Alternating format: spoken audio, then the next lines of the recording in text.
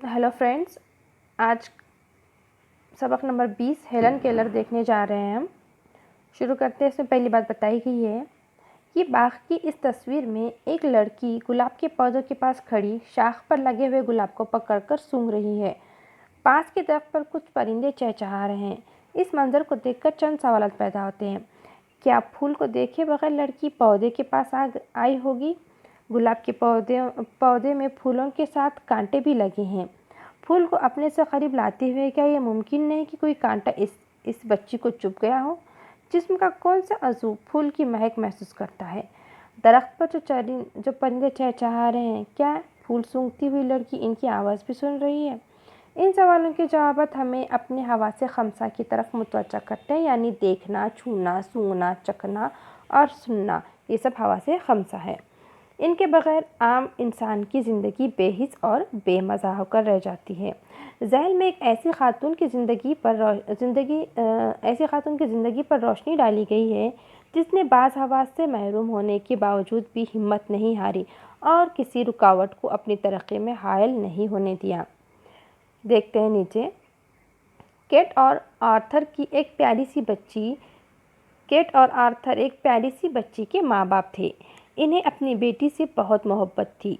माँ सोते जागते बच्ची को सीने से लगाए रहती।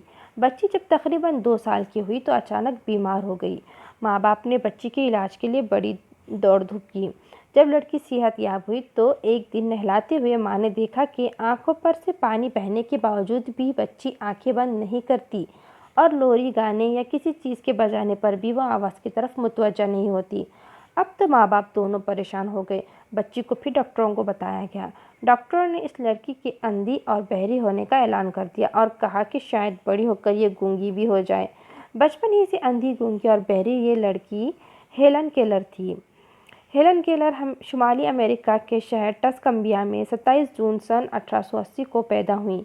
उनके इस अजीब मर्ज से वालिदैन बड़े परेशान थे। हेलन केलर को लेकर वो डॉक्टर ग्राहम बेल के पास गए। इस ज़माने में वो बहरेपन के मरीज़ पर तहक़ीक़ कर रहे थे। इन्होंने मशवरा दिया कि हेलन को एनी सेल्वान के सुपुर्द कर दे, जो गूंगों को बोलना सिखाने में माहिर थी। वालिदैन ने ऐसा ही किया। एनी ने हेलन केलर को बोलना सिखाने के लिए कई अनोखे तरीक़े अपनाए।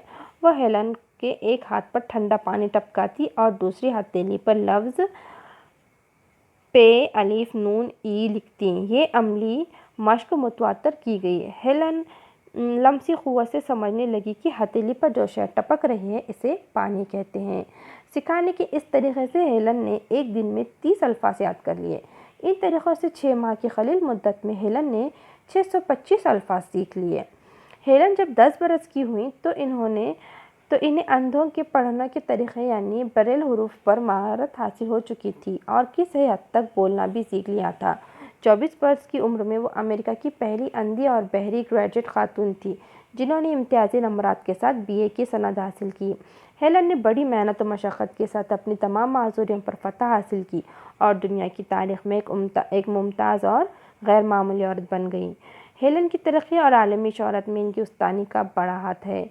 वो हेलन के साथ 49 बरस रहीं। इन्होंने इसे लिखना, पढ़ना और बोलना सिखाया। इन तमाम सलाहियतों और कुदरती नियामतों से महरूम रहने के बावजूद भी हेलन मायूसी का शिकार नहीं हुई। इनकी उस्तानी एनी ने भी हिम्मत ना हारी। वो हेलन को मुसलसल पढ़ाती रहीं, यहाँ तक कि वो बोलना सीख गई। इन्होंने अंग्रेज़ी के साथ जर्मनी, लातीनी, यूनानी और फ्रांसीसी ज़बानों पर भी इस कदर उबूर हासिल कर लिया था कि मुख्तलिफ मुल्कों में लोग इनकी तकरीरें सुनकर ताज्जुब करने लगते। इन ज़बानों के अलावा हेलन ने रियाजी, जुग्राफिया और दीगर उलूम में भी महारत पैदा कर ली थी। ब्रेल हरूफ के सहारे हेलन ने टाइपराइटर का भी इस्तेमाल सीखा। इसी के सहारे वो दुनिया भर के लोगों को ख़ुतूत लिखती। अपनी तहरीरों में इन्होंने कुदरती मनाज़िर और अपने आतराफ़ के माहौल की बड़ी पुरअसर ज़ुबान में बयान किया है। हालांकि ये मनाज़िर उन्होंने देखे ही नहीं। इन्होंने बहर में लिखी दुनिया की अहम किताबों का मुताला किया और ख़ुद अपनी सवाने हयात भी लिखी। वो अपनी तहरीरों की वजह से इतनी मशहूर हुई कि दुनिया के कई मुल्कों में इनके तहरीरों को महफूज कर लिया गया। इन्हें पढ़कर यकीन ही नहीं होता कि ये किसी नाबैना मुसन्निफ़ा की लिखी हुई तहरीरें हैं। अपनी आपबीती में हेलन ने एक जगह लिखा, कभी कभी मैं अपनी सहेलियों का इम्तिहान लेती हूँ ये जानने के लिए वो क्या देखती हैं। हाल ही में मेरी एक सहेली जंगल की सैर के बाद वापस लौटी। मैंने इससे पूछा, आपने वहाँ क्या क्या देखा? تو اس نے بتایا کہ کچھ خاص نہیں، ان کا جواب تھا۔ سن کر مجھے تعجب نہیں ہوا کیونکہ میں اس طرح کے جوابوں کی عادی ہو چکی تھی۔ مجھے یقین ہے کہ جن لوگوں کی آنکھیں ہوتی ہیں وہ بہت کم دیکھتے ہیں۔ کیا ممکن ہے کہ کوئی جنگل میں گھنٹہ بھر گھومے پھرے اور کوئی چیز نہ دیکھے، کوئی خاص چیز نہ دیکھے؟ سینکڑوں دلچسپ چیزیں ملتی ہیں جنہیں میں چھو کر پہچانتی ہوں۔ میں لمس سے پہچان لیتی ہوں کہ پیڑوں کی چھالیں کیسی ہیں۔ میں موسم بہار میں ٹہنیوں پر نئی کلیاں ڈھونڈتی ہوں۔ مجھے پھول کی پنکھڑیوں کو چھونے اور ان کی بناوٹ کو محسوس کرنے میں بہت خوشی ہوتی ہے۔ مجھے قدرت کی صناعی کا احساس ہوتا ہے۔ اس عالم میں جب کبھی کسی پیڑ کی ٹہنی پر ہاتھ رکھتی ہوں تو چڑیا کی میٹھی آواز میرے کانوں میں گونجنے لگتی ہے۔ اپنی انگلیوں کے بیچ جھرنے کے پانی کو بہتے اور اسے محسوس کرتے ہوئے مجھے بے انتہا مسرت ہوتی ہے۔ بدلتے ہوئے موسم کا سما میری زندگی میں نئے رنگ اور خوشیاں بھر جاتا ہے۔ کبھی کبھی میرا دل ان سب چیزوں کو دیکھنے کے لیے مچل اٹھتا ہے۔ اگر مجھے ان چیزوں کو صرف چھونے سے اتنی خوشی ملتی ہے تو ان کی خوبصورتی کو دیکھ کر تو میرا دل باغ باغ ہو جائے گا۔ لیکن جن لوگوں کی آنکھیں ہیں وہ سچ مچ میں بہت کم دیکھتے ہیں۔ اس دنیا کے الگ الگ خوبصورت رنگ ان کے احساس کو نہیں چھوتے۔ انسان اپنی صلاحیتوں کی کبھی قدر نہیں کرتا۔ وہ ہمیشہ اس چیز کی آس میں لگا رہتا ہے جو اس کے پاس نہیں ہے۔ کتنے دکھ کی بات ہے کہ آنکھوں کی نعمت کو لوگ حقیر سمجھتے ہیں، جبکہ اس نعمت کے ذریعے زندگی کی خوشیوں کو خاص خزاں کی طرح رنگین بنایا جا سکتا ہے۔ ہیلن کو انسانی فلاح و بہبود کے کاموں سے بڑی دلچسپی تھی۔ انہوں نے تعلیم حاصل کرنے کے بعد اپنی بقیہ زندگی لوگوں کی خدمت کے لیے وقف کر دی۔ اندھوں اور بہروں کی خدمت کو انہوں نے اپنا نصب العین بنا لیا تھا۔ فلاحی کاموں کے لیے انہوں نے دنیا کے 50 ممالک کا دورہ کیا اور وہاں کے اندھوں اور بہروں کو راحت پہنچائی۔ ان کی تقریروں سے معذوروں کی ڈھارس بنتی اور ان کی مایوسی امید میں بدل جاتی ہے۔ خدمت خلق کے اس مقصد نے دنیا کے بڑے بڑے حکمرانوں کو متاثر کیا اور انہوں نے ہیلن کو ان خدمات کے اعتراف میں کئی اعزازات سے نوازا۔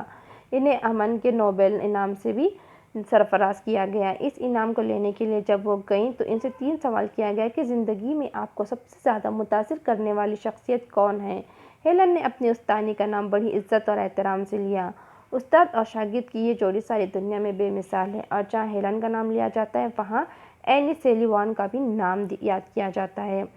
ہیلن اور اینی کی دوستی اتنی مشہور ہوئی کہ ان کی زندگی پر بہت سی فلمیں بھی بنائی گئیں۔ آج ہیلن کے نام پر سینکڑوں فلاحی ادارے ساری دنیا میں معذوروں کی خدمت میں مصروف ہیں۔ ہیلن کی یاد کو زندہ رکھنے کے لیے مختلف ممالک میں ان کے نام کی شاہراہیں بنائی گئیں، چوراہوں کو ان کا نام دیا گیا ہے۔ شمالی امریکہ میں ہیلن کے وطن ٹسکمبیا میں ان کا مجسمہ نصب کیا گیا ہے۔ گونگے پن کی حالت میں ہتھیلی پر ٹپکنے والے پانی کے خطروں کے احساس سے پہلا لفظ پانی سیکھنے کے بعد مسلسل محنت و مشقت سے اپنے گونگے پن پر فتح پانے والی ہیلن کیلر کا انتقال 1 جون سن 1968 کو ہوا۔ وہ اس وقت 88 برس کی تھیں۔ طویل عمر تک وہ آنکھوں سے اندھی اور کانوں سے بہری رہیں۔ اپنی معذوریوں کے باوجود انہوں نے اندھوں بہروں کی فلاح کے لیے ایسے کام کیے جو تمام ہوش و حواس کے مالک افراد سے بھی ممکن نہیں ہیں۔ اس میں بتایا گیا ہے کہ ایک معذور ہو کر بھی انہوں نے اپنے معذور پن کو پیچھے چھوڑ کر اپنی ہمت سے اتنی کچھ اچھے سے کام کیا ہے، اپنی زندگی کو اس قدر ایک ممتاز زندگی بنایا ہے۔ ہیلن کیلر اور ان کی استانی اینی کے بارے میں نیچے معنی و اشارات دیے گئے ہیں۔ تحقیق کرنا یعنی کہ حقیقت معلوم کرنا۔ امتیازی یعنی کہ اعلیٰ درجے کا۔ معذوری ایسی کمزوری یا بیماری جو انسان کو مجبور کرتی ہے۔ ممتاز اعلیٰ درجے کا۔ عالمی پوری دنیا سے متعلق عبور حاصل کرنا، مکمل مہارت حاصل کرنا۔